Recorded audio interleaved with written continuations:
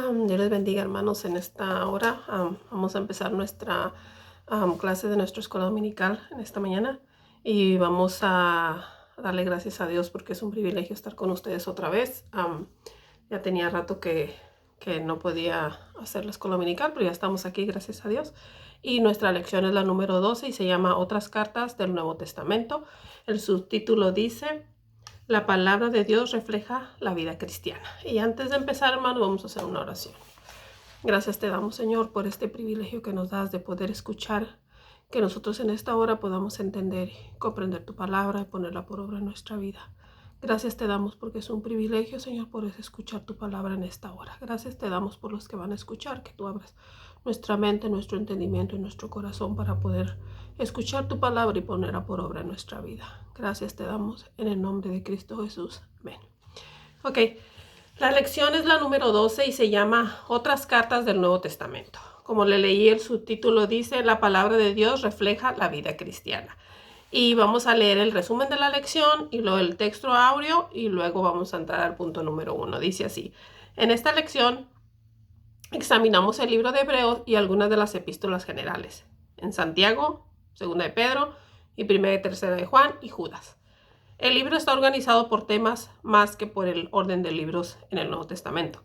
La preeminencia de Cristo es un tema principal en todo el libro de Hebreos. El autor prueba a través de muchos ejemplos cómo Cristo cumple las esperanzas y las promesas presentadas en la Biblia hebrea. Al examinar la provisión de fe, vemos cómo la fe y las obras funcionan juntas.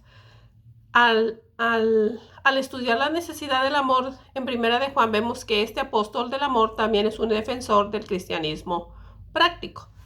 El textuario Segunda de Pedro 1:4 está: por medio de las cuales nos ha dado preciosas y grandísimas promesas para que por ellas llegases a ser participantes de la naturaleza divina, habiendo huido de la corrupción que hay en el mundo a causa de la concupiscencia.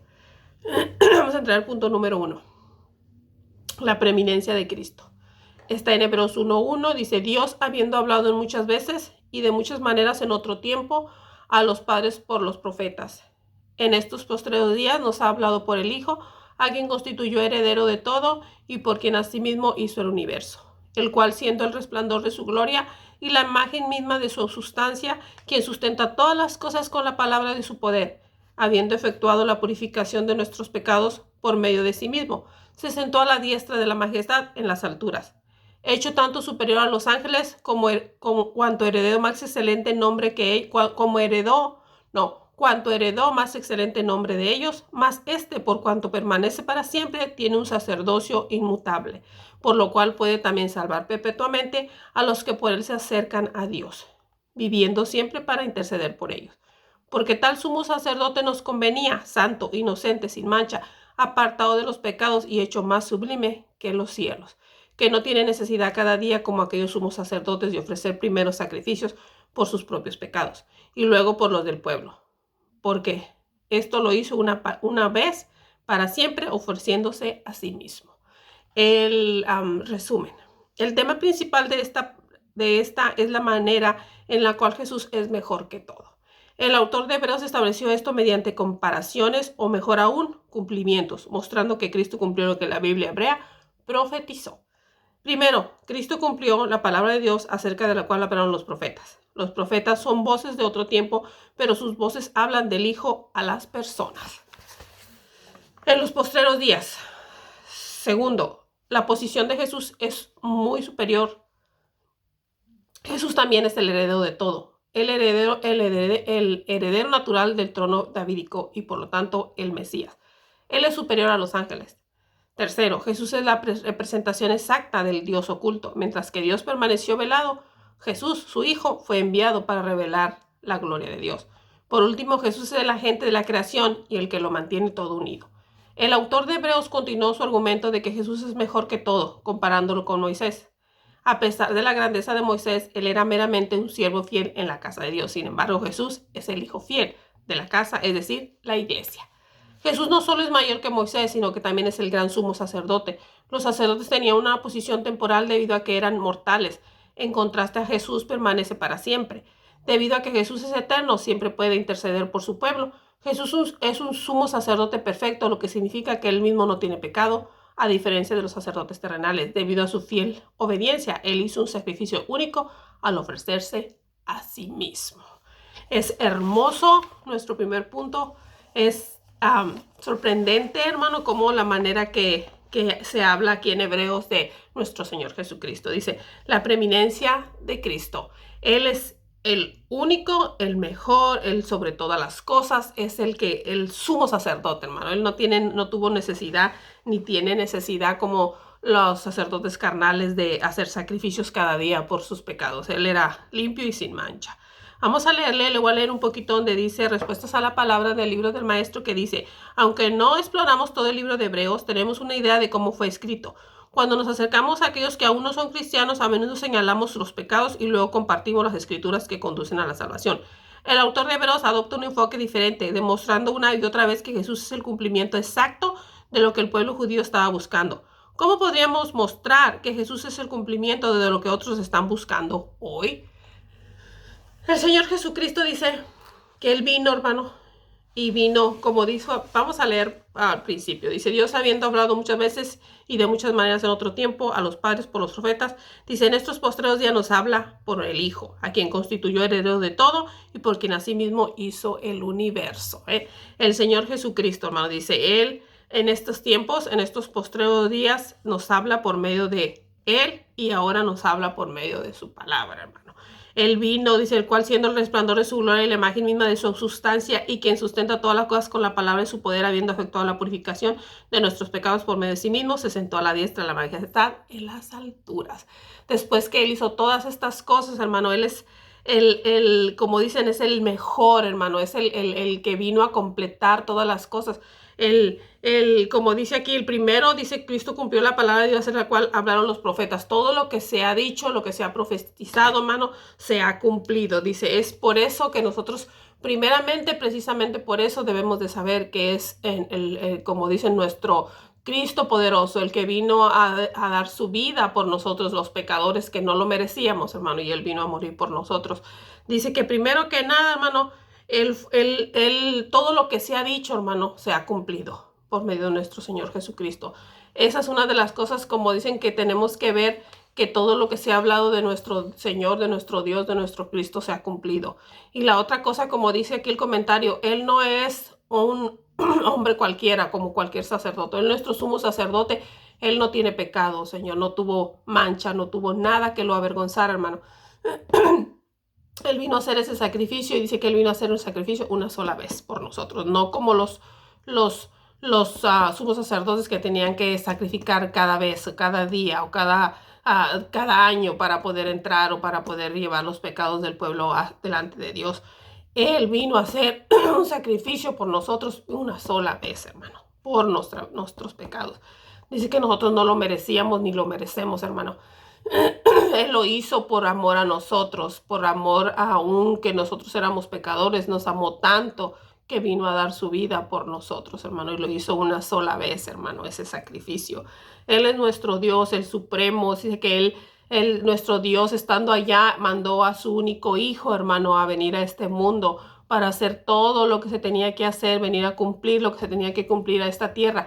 Él vino, hermano, y Él lo hizo. Dice que Él lo hizo mucho mayor, mucho más que los ángeles, hermano. Él es el más que Moisés, hermano, como dice que Moisés era como un siervo fiel, hermano, en la iglesia, pero como un cristiano, pero era más grande que nuestro Señor. Nuestro Señor Jesucristo es más grande que Moisés, hermano. Ahí mismo nos lo dicen donde leímos. Y el Señor Jesucristo, como le digo, es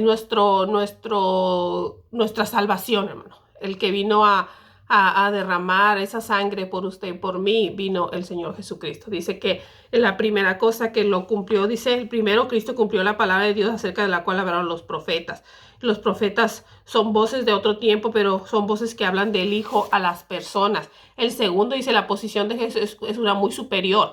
Jesús también es el heredero de todo. Eso es nuestro heredero y nosotros somos coherederos juntamente con Él. También fue, dice, el heredero natural del trono de David y por lo tanto Él es el Mesías. Él es superior a los ángeles, hermano. Él dice, mientras que Dios permaneció ahí arriba en el cielo, dice, envió a su Hijo para revelar la gloria de Dios acá en la tierra. Dice, por último, Jesús es el agente de la creación, el que lo mantiene todo unido. Dice, Jesús no solo es mayor que Moisés, sino que también es el gran sumo sacerdote. Los sacerdotes tienen una posición temporal debido a que eran mortales. En contraste con Jesús permanece para siempre, debido a que Jesús es eterno, siempre puede interceder por su pueblo.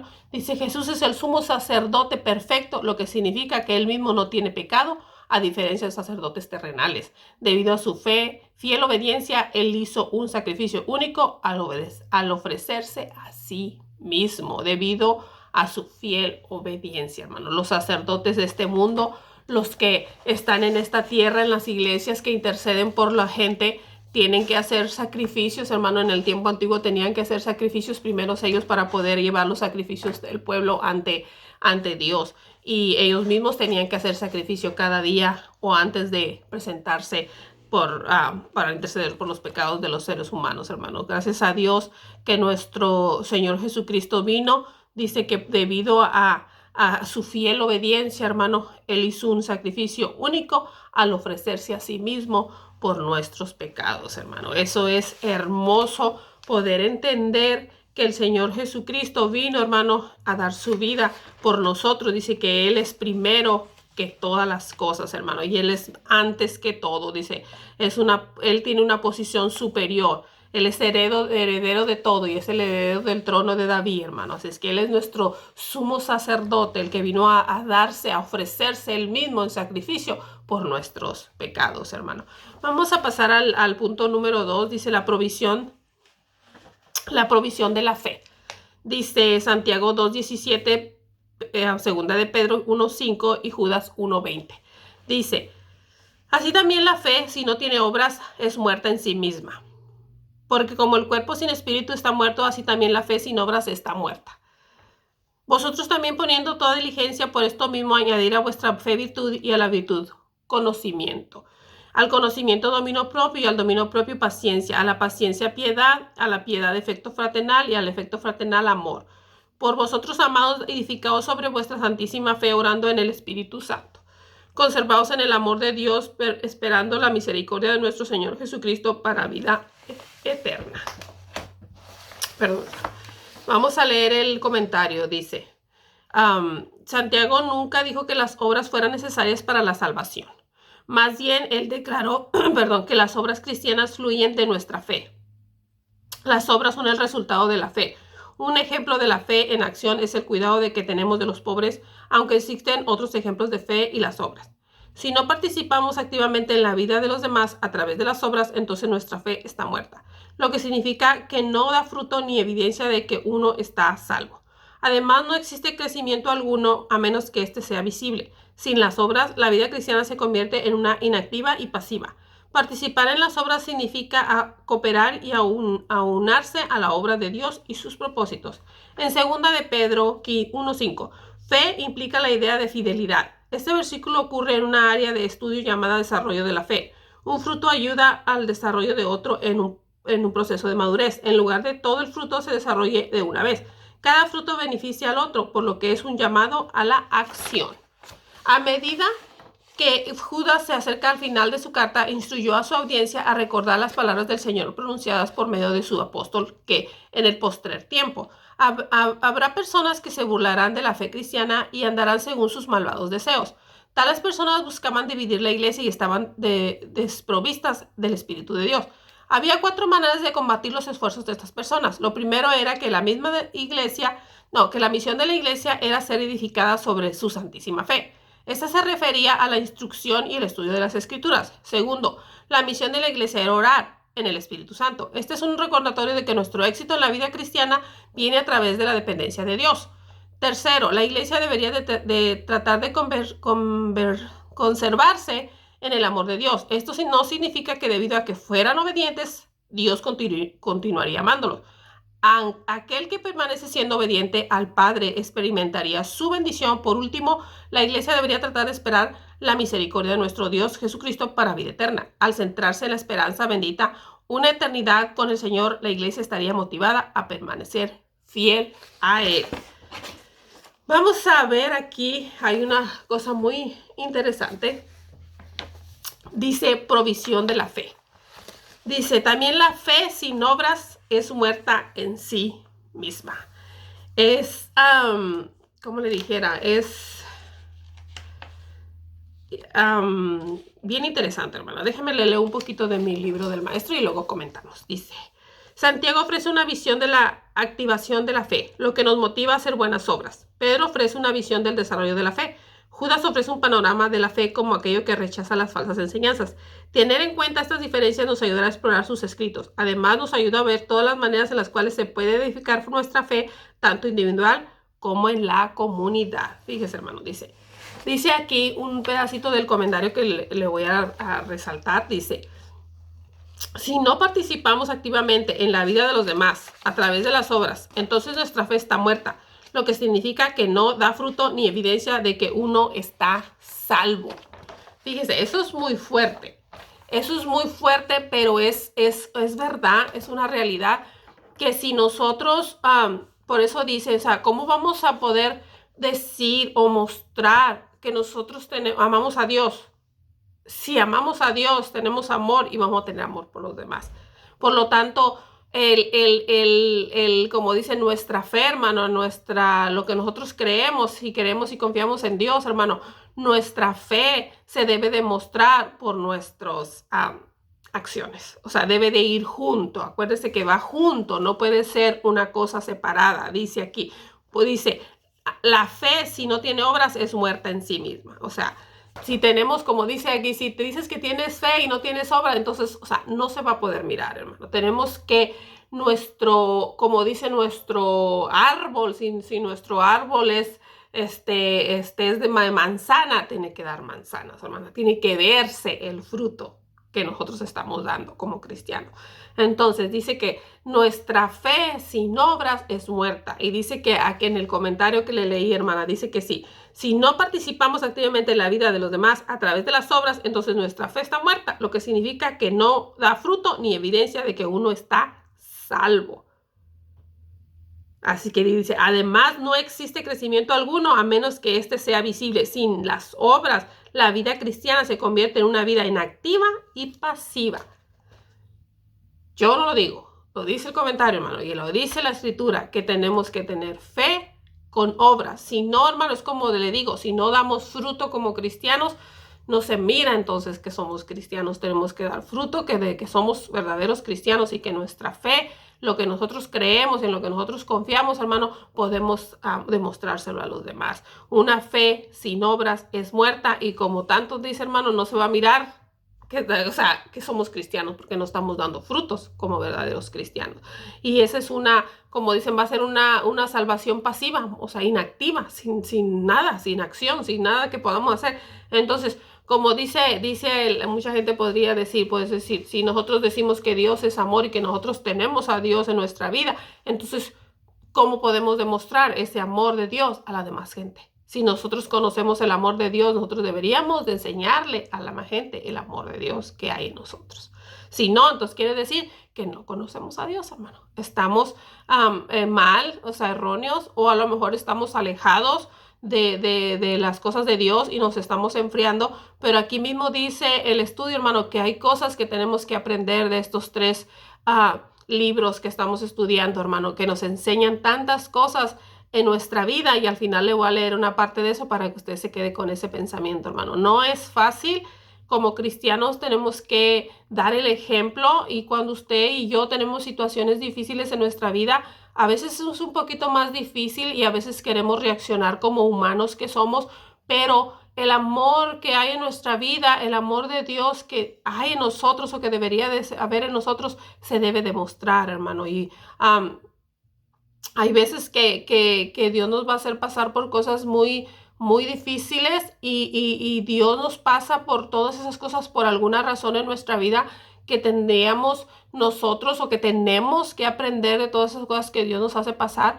Hay veces que no aprendemos, hermano, hasta que no pasamos, pero hay veces el aprendizaje es difícil y hay veces que uno no escucha la palabra de Dios o no leemos la palabra de Dios o no entendemos la palabra de Dios y por causa de eso no la podemos poner por obra en nuestra vida. Entonces, nosotros tenemos que pedirle a Dios que abra nuestra mente y nuestro entendimiento y nuestro corazón para poder entender su palabra y poderla poner por obra en nuestra vida. O sea, como cristianos, hermano, en diferentes situaciones en las que estamos y en las diferentes situaciones por las que pasamos, son para alguna cosa buena en nuestra vida. Yo a veces digo, ¿cómo es posible? Yo no puedo entender, a veces digo, Señor, pero yo lo sé que tú sabes por qué me estás pasando por ciertas cosas y sé que todo esto pronto va a pasar y que tú me vas a dar la victoria y Dios no la da, hermano. Así es que yo nomás le sugiero que leamos la palabra de Dios y que le pidamos a Dios que nos abra ese entendimiento para poder entender y comprender lo que Él quiere y requiere de nuestra vida para que le sirvamos con todo nuestro corazón. A Él, hermano. No hay que quedar bien con nadie en esta vida, en este mundo, porque ahorita así como estamos, hermano, cada quien encerrado a lo mejor en sus hogares o con sus cosas, el único que sabe por lo que usted y yo estamos pasando es Dios, hermano.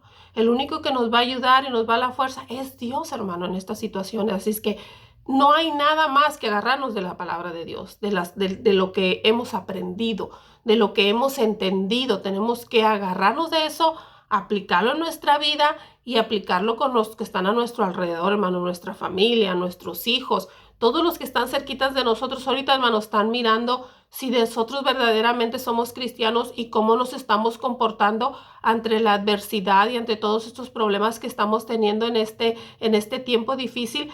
Pero si no nos agarramos de la mano de Dios, hermano, yo le digo con seguridad, si no nos agarramos de la mano de Dios, esto va a ser difícil si usted nos busca de Dios.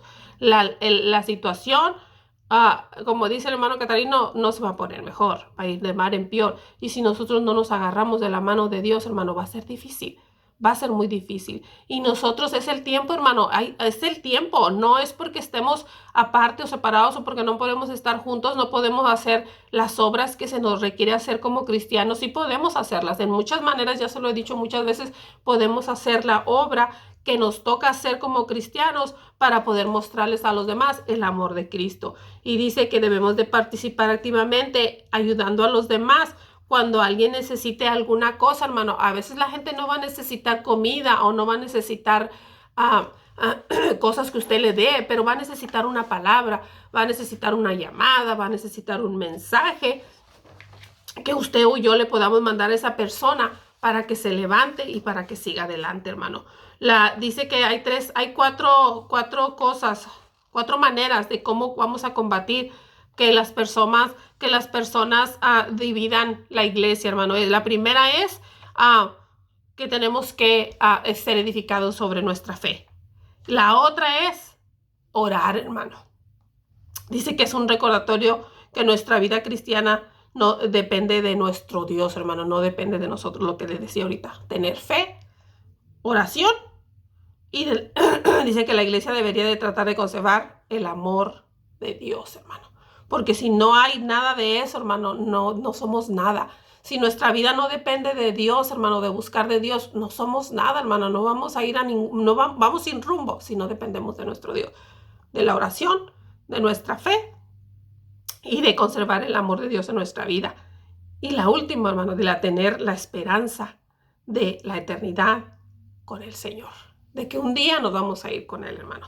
Esa es una esperanza bien hermosa que no debemos de perder.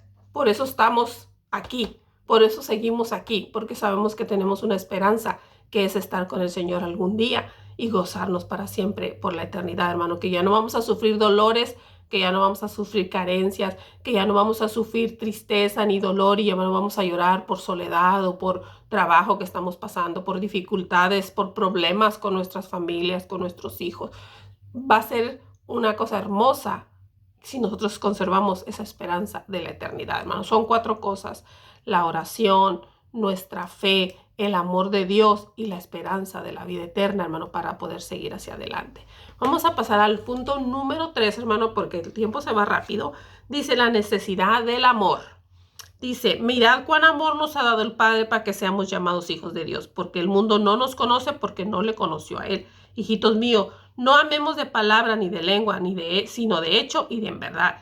Amémonos unos a otros porque el amor de Dios, porque el amor es de Dios. Todo aquel que ama es nacido de Dios y conoce a Dios. Fíjese bien lo que dice.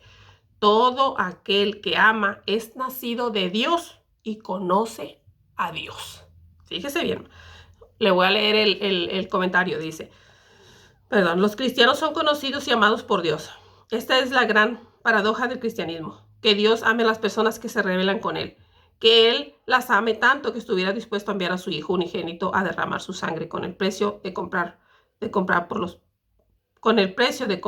pecadores, que convirtiera a los pecadores en sus hijos, en parte de su familia, que los transformara durante la segunda venida de Cristo. Aquellos que saben esto, que tienen esta esperanza, buscan vivir vidas santas para Dios. Jesús no solo fue manifestado como el ejemplo de vivir santo, sino que fue también usado como ejemplo de cómo se ve el verdadero amor. El ejemplo de amor a ser emulado por los cristianos es el amor sacrificial de Cristo, de Jesús por los demás, ejemplificado a través de la cruz. Un ejemplo práctico de esta es ayudar a llenar a las necesidades de los demás cristianos. Esto es necesario debido a que el amor es mucho más que un sentimiento o que meras palabras. Es un verbo, el cual requiere acto de caridad. Un ejemplo práctico de esto es ayudar a suplir las necesidades de los demás cristianos. Esto es necesario debido a que el amor es mucho más que un sentimiento o que meras palabras. Es un verbo al cual requiere acto de caridad. Solamente aquellos nacidos de Dios conocen este tipo de amor y pueden expresárselo a otros. ¿Escuchó? Dice, solamente aquellos nacidos de Dios conocen este tipo de amor y pueden expresárselo a otros. La misma palabra de Dios dice, todo aquel que ama es nacido de Dios y conoce a Dios. O sea, todos aquellos hermanos, todas aquellas personas o cristianos que aman es porque han conocido a Dios y porque son nacidos de Dios. Si no tenemos el amor de Dios, hermano, no vamos a poder amar a los demás. Tiene que haber en nuestra vida y en nuestro corazón el amor de Dios para nosotros podérselo mostrar a los demás. Si usted no lo puede mostrar a los demás, usted no puede ayudar a los demás, es porque no hay amor en nuestra vida, hermano. O si hay, a lo mejor lo estamos cubriendo con algo para no mirar, para no sentir. Hay mucha gente que siente hacer ciertas cosas, pero dice, no, porque esto, no, porque el otro. O a veces que dicen, hermano, ya se lo he dicho varias veces, que dicen, no, esa persona ni necesita, ella tiene. Pero yo siempre les he dicho y los insto a que lo hagan, hermano, que cuando usted sienta algo en su corazón, lo haga. Si Dios le pone en su corazón darle a cierta persona cierta cosa, désela, hermano, porque eso solamente cosa que Dios pone en nuestro corazón. No es porque usted mismo solamente, como le digo, se va a decir usted, no, que esa persona ni necesita. Usted como sabe si esa persona necesita o no, hermano. A lo mejor esa persona está necesitando una muestra de cariño, una muestra de parte de cierta persona, de algo, hermano, y le va a motivar para seguir adelante o la va a ayudar para seguir adelante en su vida, hermano. Nosotros tenemos que mostrar el amor de Dios, dice la necesidad del amor, hermano. Nosotros necesitamos mostrar el amor. Si el amor de Dios está en nosotros, hermano, nosotros podemos amar a los demás, nosotros podemos ayudar a los demás. No importa la necesidad ni las circunstancias de la persona. Si Dios nos pone en nuestro corazón, o aún si alguien viene y dice esa persona está pasando necesidad y usted dice, no creo, esta persona ni necesita nada, tiene esto, tiene el otro. Pero si se lo están diciendo, hermano, si Dios se lo pone en su corazón de hacerlo, hágalo, hermano, porque yo siempre he dicho que cuando hay un sentir y un deseo en tu corazón, si alguien te lo puso, ese es el Espíritu Santo de Dios que puso ese deseo en tu corazón de hacer algo por cierta persona, de hablarle, de visitarla, de llevarle cualquier cosa, hermano. Yo pienso que eso sería una bendición a cualquier persona, que usted se acuerde de ella, que usted le lleve alguna cosa a esa persona, que usted le hable, que usted le mande un texto, que usted le diga estoy orando por ti. Cualquier cosa, hermano, es algo hermoso que una persona puede agradecer que usted se está acordando de ella o que usted está orando por esa persona. Así es que yo le insto, hermano, a que hagamos un acto de amor. Si nosotros tenemos amor en nuestra vida, como dice la palabra de Dios, debe demostrarse ese amor que hay en nuestra vida y en nuestro corazón.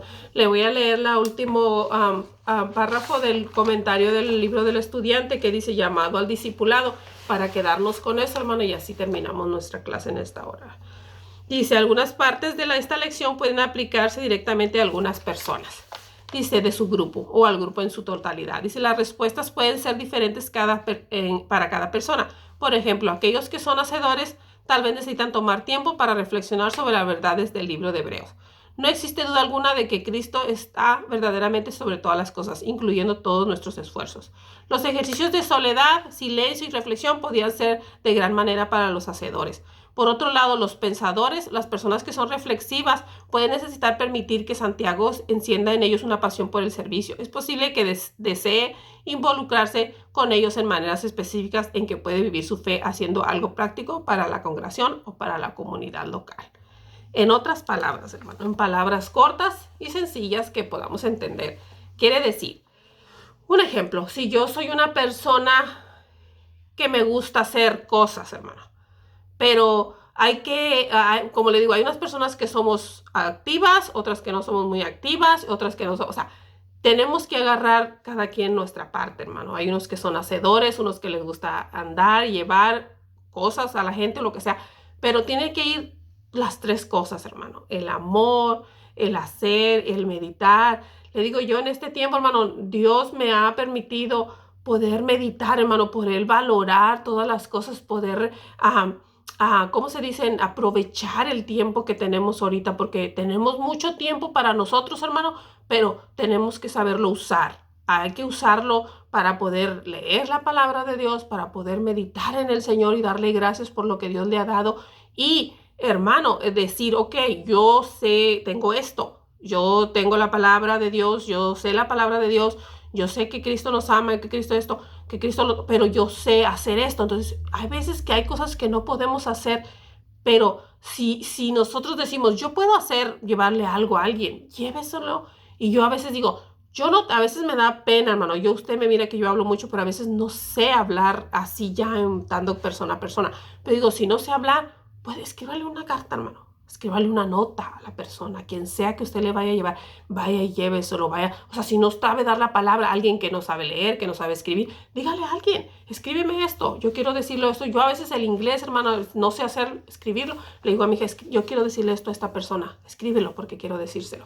O sea, hay muchas maneras, hermano, cómo podemos hacer el trabajo del Señor, aunque no sepamos hacer ciertas cosas, o aunque no seamos buenos en ciertas cosas, en hablar o en llamar o en mandar textos, pero sí podemos hacer una carta. Alguien nos puede escribir una carta, un versículo, hermano, de la escritura, lo que sea inspirado, que sea que le venga a usted en su corazón, en su mente a alguien, escríbale un texto y llévele algo, cualquier cosa, hermano. Yo estoy seguro que la gente se lo va a agradecer de todo corazón, hermano.